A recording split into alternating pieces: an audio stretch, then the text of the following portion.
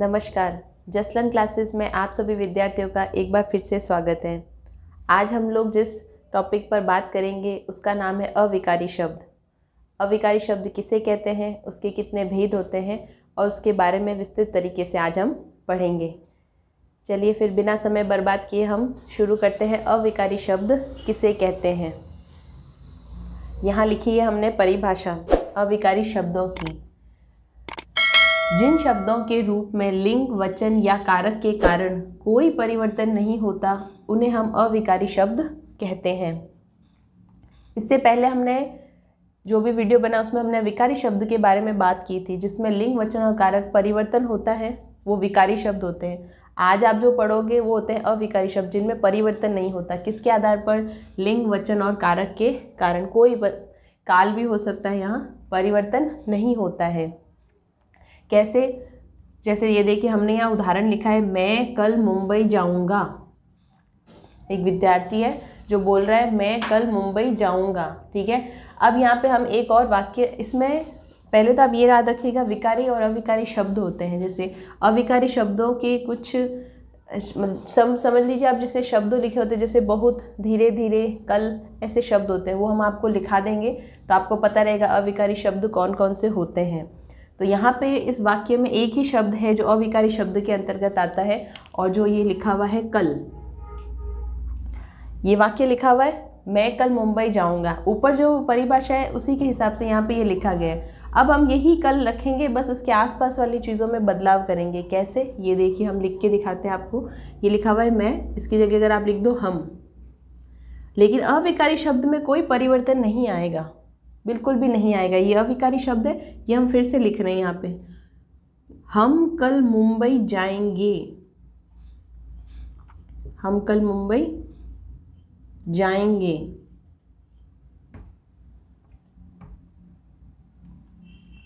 लिख दिया हमने। अब आप फिर से देख लीजिए, यहाँ पे भी कल है जो कि एक अविकारी शब्द है, इसमें कोई परिवर्तन नहीं हुआ। हम है, इस हिसाब से यहाँ पे जाएंगे आया है, और ये अकेले मैं के लिए इस्तेमाल होगा तब जाऊंगा आएगा, उसमें बदलाव हुआ है। लेकिन अविकारी शब्द में कोई परिवर्तन नहीं हुआ है।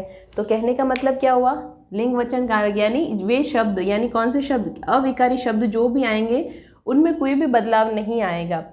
जहाँ से शुरू करोगे उसके हिसाब से यहाँ पे पीछे बदलाव होगा, लेकिन अविकारी शब्दों में कोई भी बदलाव नहीं होगा। एक और उदाहरण दे देते हैं ताकि और आपको अच्छे से क्लियर हो जाए। इसी परिभाषा के हिसाब से दे दें तो हम लिख देते हैं, हाँ, राम धीरे धीरे, राम धीरे धीरे चलता है, राम धीरे धीरे चलता है। ये लिख दिया हमने।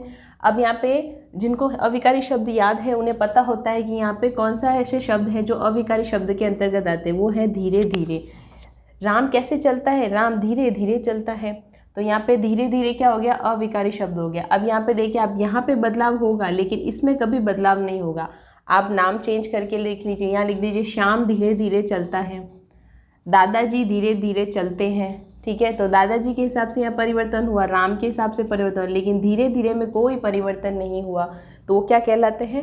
अविकारी शब्द कहलाते हैं, ठीक है। क्या कहलाते हैं? अविकारी शब्द कहलाते हैं।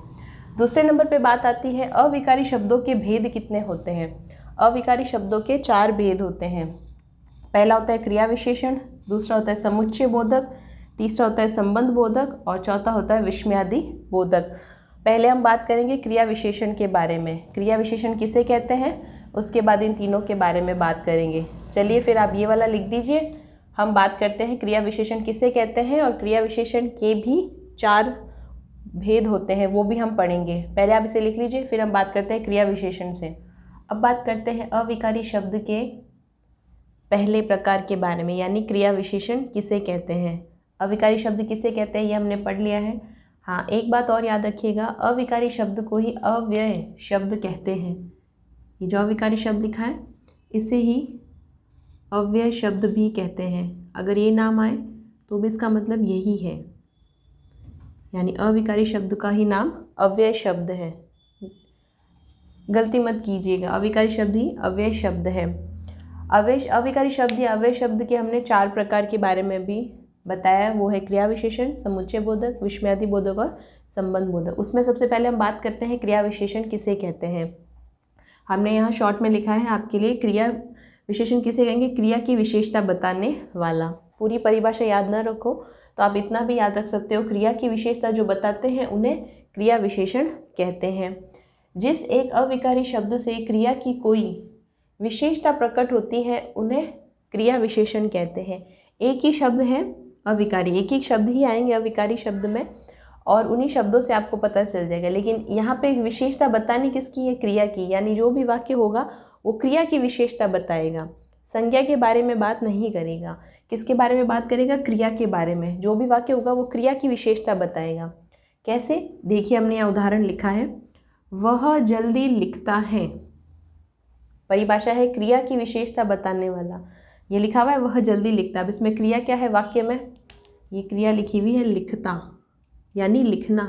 लिखना क्रिया होती है, लिखना, लिखना क्रिया होती है। तो लिखता कैसा है, वह जल्दी जल्दी लिखता है।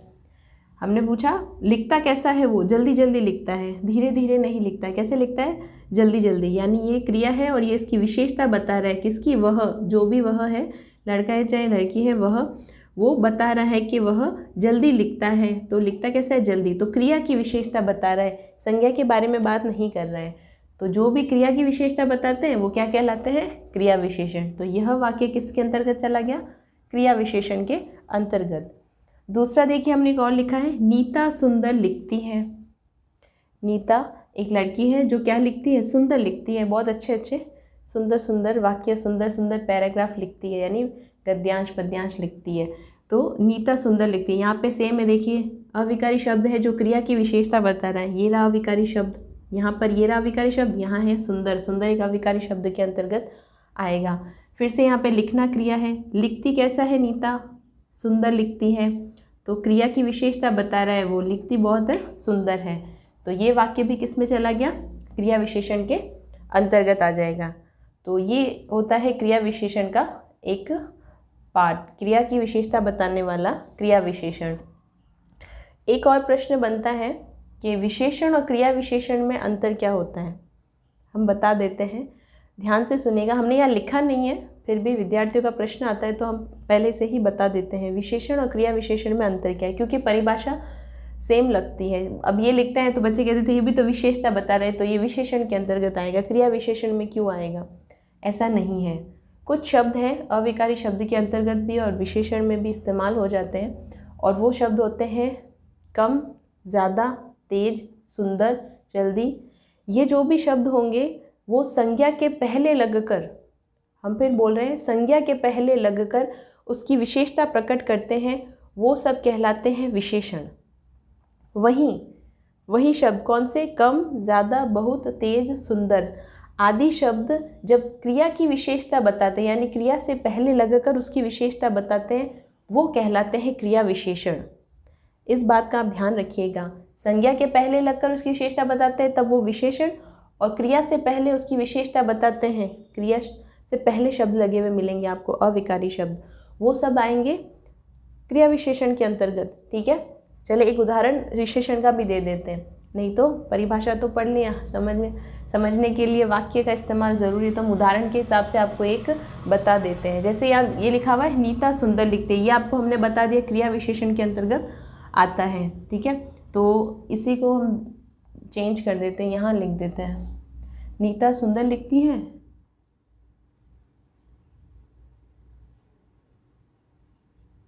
नीता सुंदर लड़की है।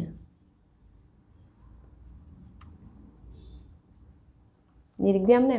ठीक है, अभी देखने का हमने बोला जो भी विकारी शब्द, ये देखिए सुंदर शब्द हमने अभी इस्तेमाल किया था, कम, ज़्यादा, सुंदर उस वाले में लिखा था, तो ये एक अविकारी शब्द है। लेकिन ये कब इस्तेमाल हो रहा है, ये देखिए लड़की, नीता, यहाँ चाहो तो आप ये नाम भी लीजिए, ये भी, ये संज्ञा के अंतर्गत आ रहा है। यहाँ पे लड़की, लड़की शब्द किसके अंतर्गत गया, संज्ञा के अंतर्गत गया, जातिवाचक का भाव दे रहा है यहाँ पे ना। तो ये लड़की है, लड़की कैसी है, सुंदर है, नीता सुंदर लड़की है। तो यहाँ पे संज्ञा से पहले अविकारी शब्द लगा हुआ है और वो उसकी विशेषता बता रहा है। ठीक है, सुंदर नहीं, लड़की के बारे में बता रहा है, तो संज्ञा से पहले लगा हुआ है तो ये विशेषण हो गया, और नीता सुंदर लिखती हैं। अब लिखना एक क्रिया हो गई, तो लिखने से पहले अविकारी शब्द क्या बता रहा है, लिखावट के बारे में बात कर रहा है, लड़की के बारे में नहीं कर रहा है। तो सुंदरता लिखने के बारे में बात कर रहा है ना, तो ये क्या हो गया, क्रिया विशेषण के अंतर्गत चला गया। तो इस बात का आप ध्यान रखिएगा, संज्ञा से पहले लगे तो विशेषण और क्रिया की विशेषता बताए तो क्रिया विशेषण। अब बात आती है क्रिया विशेषण के प्रकार कितने होते हैं। अविकारी के हमने 4 पढ़े थे, उसमें से पहला था क्रिया विशेषण। अब आपको याद रखना है क्रिया विशेषण के भी 4 प्रकार होते हैं। सबसे पहला लिखा हुआ है कालवाचक क्रिया विशेषण, दूसरे नंबर पे लिखा है स्थानवाचक क्रिया विशेषण, तीसरा होता है परिमाणवाचक क्रिया विशेषण और चौथे नंबर पे होता है रीतिवाचक क्रिया विशेषण। अब आप इसे लिख लीजिए, हम आपको अच्छे से बताते हैं काल, स्थान, परिमाण और रीतिवाचक क्रिया किसे कहते हैं विस्तृत तरीके से। और हाँ, हम इन सब में आपको अविकारी शब्द भी लिखवा देंगे ताकि आप जब भी वाक्य पढ़ो आपको आसानी से पता चल जाए कालवाचक और स्थान और परिमाण और रीति में कौन कौन से अविकारी शब्द आते हैं। पहले आप इसे लिख लीजिए, फिर हम बात करते हैं काल और स्थान के बारे में। हमने बात की थी क्रिया विशेषण के 4 प्रकार के बारे में। अब हम उन्हीं 4 प्रकारों में से पहले बात करेंगे कालवाचक क्रिया विशेषण किसे कहते हैं और स्थानवाचक क्रिया विशेषण किसे कहते हैं। पहले बात करते हैं कालवाचक क्रिया विशेषण किसे कहते हैं। जिस शब्द से क्रिया के होने के समय का बोध होता है उसे कालवाचक क्रिया विशेषण कहते हैं। यहाँ पे काल का मतलब समय के बारे में बताएगा, कब कर रहा है वो, अभी कर रहा है, बाद में कर रहा है, 2 दिन पहले किया है, उसके बारे में। यानी काल से ही आपको पता हो जाना चाहिए कि वो समय के बारे में बात करेगा। जो भी वाक्य बनेगा कालवाचक क्रिया विशेषण के अंतर्गत वो समय के बारे में बताएगा। बोध यानी उसका ज्ञान कराएगा कि कौन से समय में किया जा रहा है। तो जब भी कोई क्रिया के होने का कार्य समय के साथ जुड़ा हुआ होगा वो क्रिया विशेषण कौन सा, कालवाचक क्रिया विशेषण के अंतर्गत आएगा। देखिए हमने एक उदाहरण लिखा है, माँ आज जयपुर जाएगी। माँ आज जयपुर जाएगी। चलिए इसे समझने से पहले हम आपको ये जो हमने यहाँ पे लिखे हैं शब्द, यानी ये अविकारी शब्द है जो कालवाचक क्रिया विशेषण के अंतर्गत आते हैं। इससे अगर आप याद रखेंगे तो आपको आसानी होगी ये समझने में कि वाक्य के अंदर अगर ये शब्द कोई आया है तो वो कालवाचक के अंतर्गत जाएगा। और अगर नहीं भी पता चले तो हमने आपके लिए एक पहचान शब्द लिखा है जिसे आप वाक्य में प्रश्न करके कीजिएगा, उत्तर अपने आप मिल जाएगा आप लोगों को। ठीक है, देखते हैं कैसे। यहाँ लिखा है आज, कल, अब, अभी, परसों, सदा, फिर, कभी इत्यादि। इत्यादि हमने इसलिए लिखा है क्योंकि और भी शब्द होते हैं, पर अभी आप लोगों के लिए ये ज़्यादातर आते हैं। और अगर आप भी गया वाक्य में इनके अलावा तो आपको हमेशा ये पहचान शब्द जो हमने यहाँ लिखा है वो याद रखना है। तो अभी हमने ये बता दिया आपको अविकारी शब्द कालवाचक क्रिया विशेषण के अंतर्गत आते हैं ये। ठीक है, हमने यहाँ इत्यादि लिख दिया है। अब यहाँ पे बात करते हैं हम, उदाहरण क्या लिखा है हमने, माँ आज जयपुर जाएगी। ठीक है, यहाँ पे देखिए हमने पहचान के लिए क्या लिखा है, कब। अब आपको ये कब यहाँ इस्तेमाल करना है और जो भी उत्तर आएगा वो अपने आप बता देगा कि कालवाचक क्रिया विशेषण के अंतर्गत ये वाक्य है या नहीं। देखिए उत्तर आपको प्रश्न करना है वाक्य से, क्या करना है, माँ कब जयपुर जाएगी। माँ कब जयपुर जाएगी, तो यहाँ पे कब लगाया तो उत्तर हमें क्या मिल रहा है, माँ आज जयपुर जाएगी। तो आज जो है वो हमें कब से जब प्रश्न किया तो वाक्य में उत्तर मिला, आज मिला है और यहाँ लिखा है, तो ये किसके अंतर्गत चला गया, कालवाचक क्रिया विशेषण के अंतर्गत। क्योंकि आज जाएगी वो समय का बोध करा रही है, माँ जयपुर कब जाएगी, आज जाएगी, कल नहीं जाएगी, कब जाएगी, आज। तो समय का बोध करा दिया, समय का बोध करा दिया तो किसके अंतर्गत चला गया, कालवाचक क्रिया विशेषण के अंतर्गत आएगा। एक और वाक्य हमने लिखा है, राम अभी आया है। हमने यहाँ लिखा है राम अभी आया है। राम एक व्यक्ति है जो अभी आया है। अगर आपको ये याद है ये अभी किस में आता है, क्रिया विशेषण के अंतर्गत, यानी क्रियावाचक जो विशेषण है उसमें अविकारी शब्द के रूप में इस्तेमाल होता है, तब तो बहुत अच्छी बात है, आपको याद है। नहीं हो कोई बात नहीं, आप पहचान शब्द याद रखिएगा कब। वाक्य से प्रश्न करना है, उत्तर अगर कब का आंसर आ रहा है आपके उसमें तो वो किस में जाएगा, कालवाचक क्रिया विशेषण में आएगा। देखिए कैसे, राम कब आया है। राम कब आया है, उत्तर क्या आ रहा है, अभी आया है। अभी आया है, घर है तो बताया तो अभी आया ना, अभी आया। कोई भी लिख सकते हो, अपना नाम लिख के भी कर सकते हो। कृष्णा कब आया है, कृष्णा अभी आया है, किसी का भी नाम कर सकते, लिख के वाक्य में आप प्रश्न करो कब से। अगर कब में उत्तर आ रहा है तो आप याद रखना हमेशा कालवाचक क्रिया विशेषण के अंतर्गत आएगा। ठीक है, तो ये बात होती है कालवाचक क्रिया विशेषण के अंतर्गत।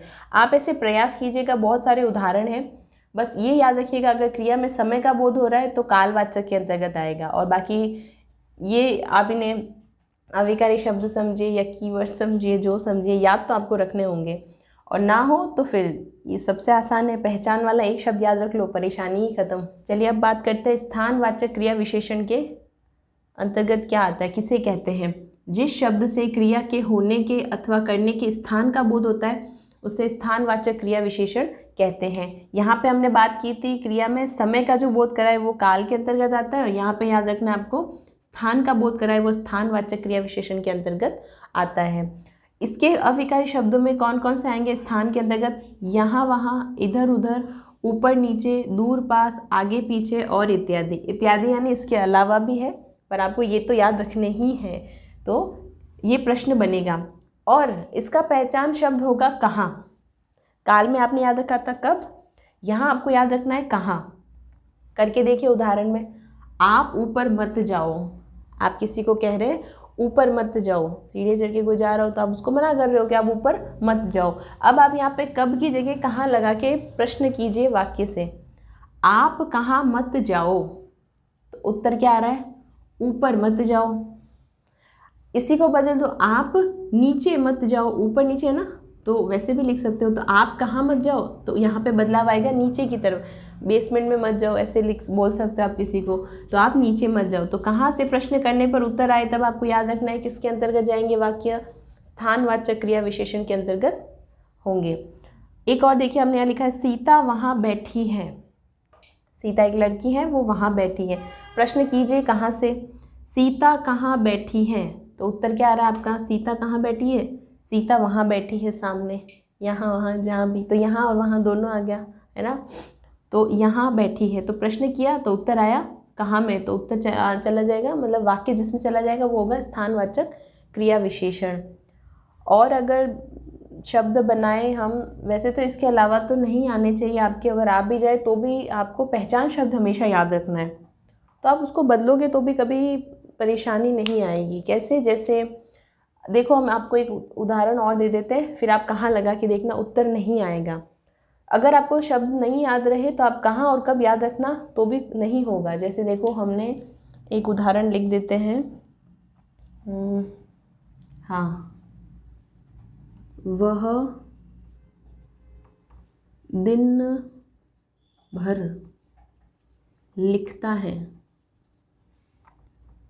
आसान सा वाक्य है, बहुत बार इस्तेमाल करते हैं हम। कोई दिन भर लिखता है, जैसे बोलते हैं ना लिखने से ज़्यादा अच्छा होता है, कुछ 10 पेज लिखता है दिन में, कोई 5 पेज लिखता है, तो लिखने से मेमोरी भी अच्छी होती है और याद भी अच्छा हो जाता है, तो उस हिसाब से तो वह दिन भर लिखता है। अब आप क्या कीजिए, कहाँ लगा के कीजिए, उत्तर मिलता है क्या आपको, वह कहाँ लिखता है, वह कहाँ लिखता है, कोई उत्तर आ रहा है, बिल्कुल नहीं आ रहा है, तो ये स्थानवाचक के अंतर्गत तो नहीं जाएगा।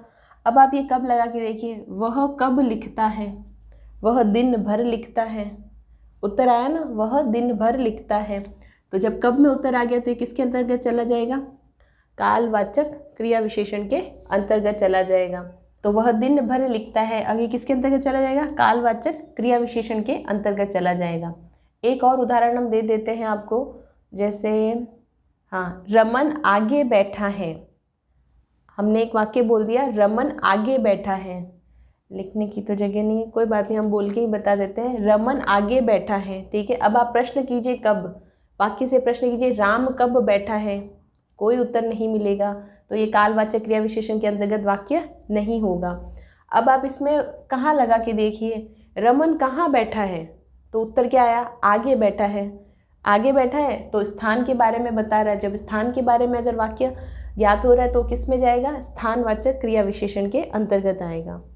चलिए फिर आज हमने बात कर ली कालवाचक और स्थानवाचक के अंतर्गत। अब इनके बचे हुए 2 भाग भी पढ़ लेते हैं। क्रिया विशेषण के 2 प्रकार और कौन से वो पढ़ लेते हैं। आप इसे लिख लीजिए, इसके बाद हम उन दोनों के बारे में बात करते हैं। अब बात करते हैं रीतिवाचक क्रिया विशेषण और परिमाणवाचक क्रिया विशेषण के बारे में। पहले बात करते हैं रीतिवाचक क्रिया विशेषण किसे कहते हैं।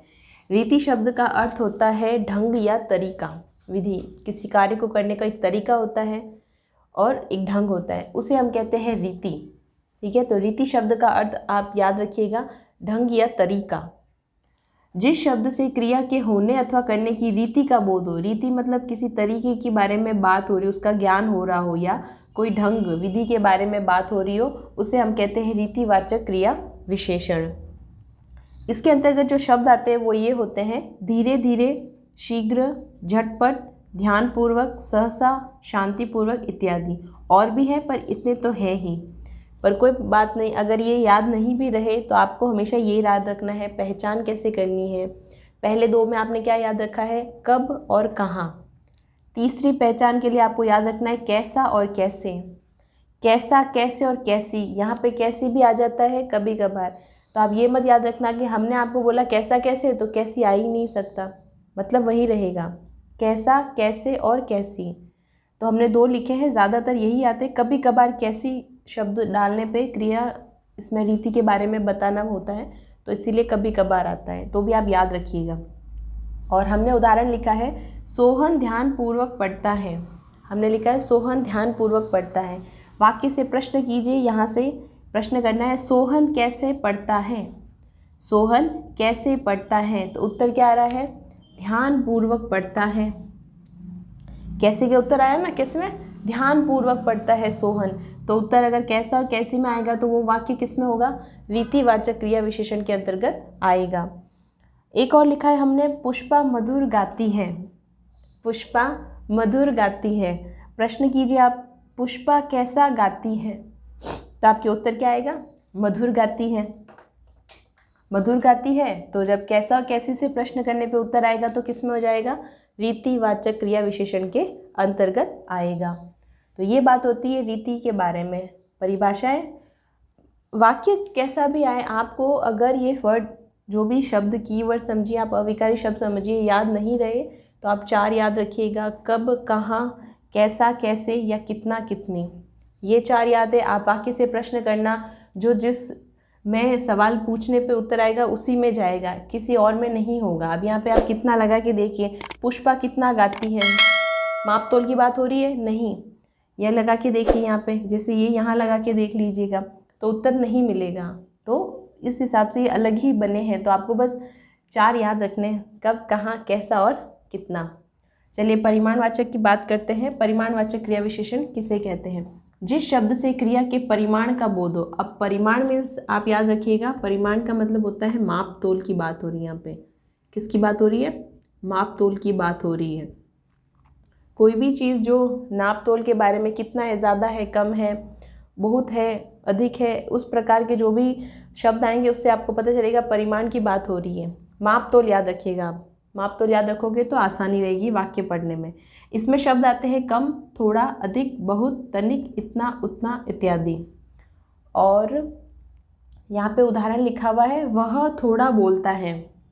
कोई व्यक्ति है, नाम ले लो, या तो राम थोड़ा बोलता है, तो आप ये रहा पहचान, आसान है। प्रश्न कीजिए, राम कितना बोलता है। राम या वह, अभी हमने यहाँ वह लिखा है तो वह ले लेते हैं। वह कितना बोलता है, उत्तर क्या आया, वह थोड़ा बोलता है। ठीक है, अच्छा यहाँ पे ऐसे लिख लो, राम ज़्यादा बोलता है, श्याम ज़्यादा बोलता है, किसी का भी नाम लेके लिख दीजिए। तो आप प्रश्न कीजिए, राम कितना बोलता है, ज़्यादा बोलता है, वह कम बोलता है और राम ज़्यादा बोलता है। तो कितना करने पे आंसर आ रहा है, तो किस में जाएगा, परिमाणवाचक क्रिया विशेषण में। एक और हमने लिखा है चाय में दूध काफ़ी है। चाय में दूध काफ़ी है, पसंदीदा है चाय, सब पीते हैं, तो चाय में दूध काफ़ी है। प्रश्न कीजिए आप वाक्य से, चाय में दूध कितना है। चाय में दूध कितना है, उत्तर क्या आ रहा है, काफ़ी है। जितना होना चाहिए उतना तो है ही, तो काफ़ी है, न ज़्यादा है न बिल्कुल ही कम है, जितना होना चाहिए उतना है, तो चाय अच्छी बनी है, तो चाय अच्छी बनी है। तो चाय की माप तोल मतलब हमने बस इस शब्द का मतलब बताया है, माप तोल करके बताना, ऐसा नहीं आप वो किलो समथिंग ऐसे, वैसी बात नहीं है। शब्द आप याद रखिए, नहीं भी हो कोई बात नहीं, पहचान शब्द याद रखिएगा, परेशानी नहीं आएगी वाक्य को पहचानने में। तो आज हमने ये बात कर ली है अविकारी शब्द में क्रिया विशेषण के अंतर्गत जो 4 प्रकार आते हैं उनके बारे में हमने पढ़ा है। तो पहले हमने पढ़ लिया कालवाचक, दूसरा पढ़ा स्थानवाचक, तीसरा पढ़ा रीतिवाचक और चौथा पढ़ा है हमने परिमाणवाचक। शब्द याद नहीं रहे, 4 शब्द याद रखिएगा, कब, कहाँ, कैसा और कितना, उससे आपको परेशानी नहीं आएगी। चलिए फिर आज हमने बात की है अविकारी शब्द के अंतर्गत इनकी। इसके बाद दूसरे वीडियो में हम समुच्चय और उसके बारे में बात करेंगे, संबंध और विस्मयादि बोधक के बारे में। तो तब तक के लिए मस्त रहिए, स्वस्थ रहिए और हमेशा मुस्कुराते रहिए। जय श्री कृष्णा।